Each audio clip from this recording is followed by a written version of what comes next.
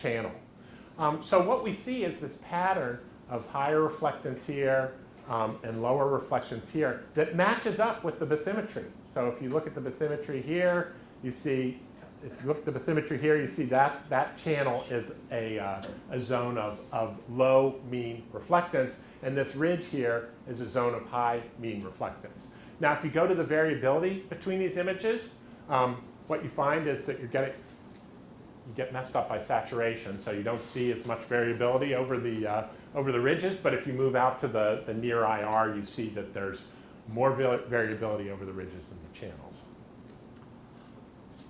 Okay, so we thought that was pretty cool. We wondered, though, whether this only happened at this one spot in the world, and that wouldn't be that interesting. So what we did was say, okay, let's go to another tidal sea where there's a bathymetry with ridges and channels, and that's just to the north in Gyeonggi Bay near Incheon. So here's where we are, right here in this big box, and then we'll zoom in on this area, and as I said, you can see that there's tidal ridges separated by these tidal channels. So what we saw there was something very similar. So here's the bathymetry showing the channels with the separating ridges, and then here's the mean reflectance where you have low reflectance there that's associated with that channel there. You have low reflectance there, and you can see it's pretty fine-grained stuff. So we thought that was pretty interesting. Why do we think it's interesting? Well, it gives you a tool to remotely detect dense suspensions. If you're in, these are only going to form in areas that are sediment rich, which means a lot of tides. If you see patterns like this in the remote sensing imagery where you expect to see high reflectance but you don't, you can use that as an indicator of the presence of dense suspensions.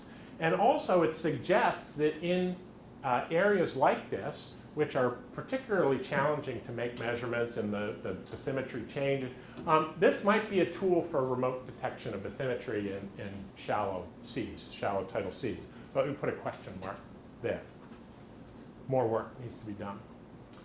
Okay, so I'm going to wrap it up, and my closing thoughts are inherent optical properties of suspensions correlate with particle properties. So great tool for doing mass concentration, because nature helped us out by aggregating particles in suspension. But also you can figure out things about size and composition with optics.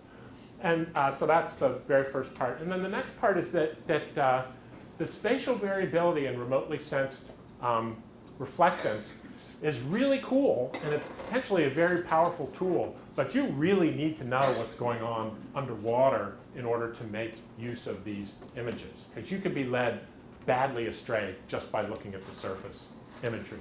So I think that's really exciting because it combines two things that I know about, which is rare. But anyway, so that's I think that's all we have. Another Bay of Fundy shot, not warm. That's all ice in there. But okay, so there you go.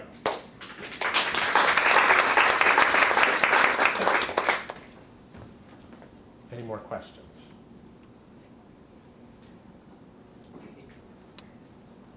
So let's get back in 25 before, and Paul, you're staying for lunch? Mm-hmm.